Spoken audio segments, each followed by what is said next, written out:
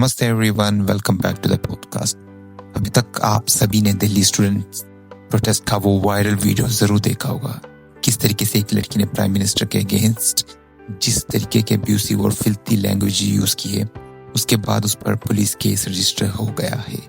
उस लौड़े के अंदर से उठ जाओ भाई, उठ जाओ प्लीज, हम भीख मांग रहे भाई, उठ जाओ, निकल जाओ, इस लौड़े के नीचे से निकल जाओ भोसड़ी के, और जो वो घुसा हुआ है मेलोडी की चूत के अंदर, निकल जाओ उसके बाहर से, बहन के लौड़े। बट इस मुद्दे पर आगे बात करने से पहले मैं एक चीज बिल्कुल क्लियर कर देता हूँ दोस्तों, I completely stand with student protest. मैं खुद एक स्टूडेंट रहा हूँ। जब पेपर लीक्स होते हैं, जब सालों की मेहनत पानी में चली जाती है, तो कैसा हेल्पलेस फील होता है दोस्तों, मैं अच्छे से समझता हूँ, मैं जानता हूँ। अब देखिए, सड़कों पर उतरना, अपनी आवाज उठाना और गवर्नमेंट से अकाउंटेबिलिटी मांगना, ये हमारी डेमोक्रेसी का हक है। लेकिन अपनी आवाज उठाने में और गटर लेवल अब्यूज करने में एक बहुत बड़ी लाइन होती है, and that's the line she crossed. देखिए, फ्रस्ट्रेशन में समझ सकता हूँ, जब गुस्सा आता है तो खून खोलना नेचुरल है, but ask yourself this, online ये वीडियोस देख रहे हजारों किड्स और यंग स्टूडेंट्स को हम क्या मॉरल मैसेज दे रहे हैं? क्या हम इस चीज को नॉर्मलाइज करना चाहते हैं कि जब भी आप किसी से नाराज हो, चाहे वो देश के प्राइम मिनिस्टर हो या कोई बुजुर्ग हो, आप पब्लिक में आकर ऐसी गंदी गालियां देना शुरू कर दो? और एक सेकंड के लिए उस लड़की के फैमिली के बारे में सोचिए।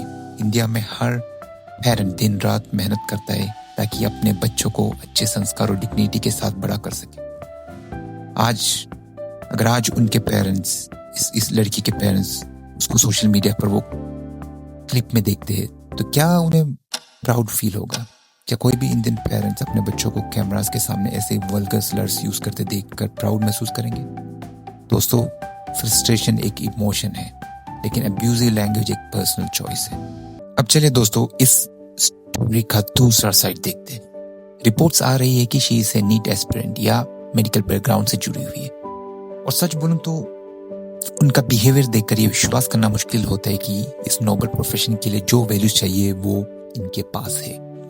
पर चलिए, एक टफ क्वेश्चन मैं पूछता हूँ आप लोगों से, क्या हम अपने हॉस्पिटल्स में ऐसे नैरो माइंडेड और अब्यूसिव हेल्थ केयर प्रोफेशनल्स चाहते हैं? डॉक्टर बनना सिर्फ एग्जाम क्लियर करने की बात नहीं होती है दोस्तों। एक doctors job requires extreme patience, empathy और इंटेंस ट्रस्ट में इमोशनल कंट्रोल।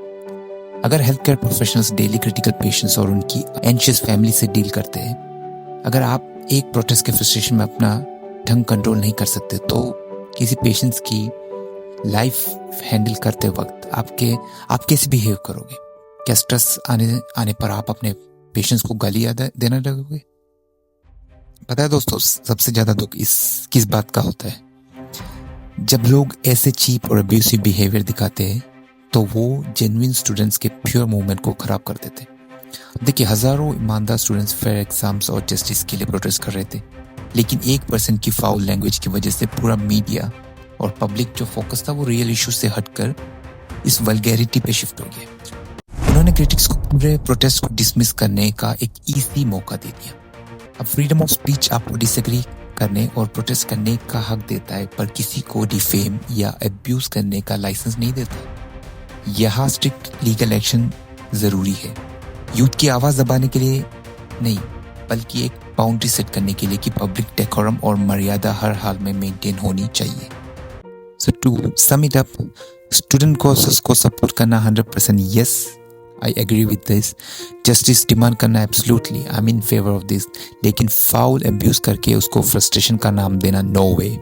अगर हम चाहते हैं कि सोसाइटी यूथ के इश्यूज को सीरियसली ले, तो हमारे कंडक्ट में मैच्योरिटी दिखनी चाहिए। आपके इस बारे में क्या सोचना है? डू यू एग्री कि गुस्सा आने का मतलब ये नहीं कि आप पब्लिक डेकोरम तोड़ दो? अपने थॉट्स कमेंट्स में जरूर बताओ। Share this episode with your friends and I will see you in the next one. जय हिंद।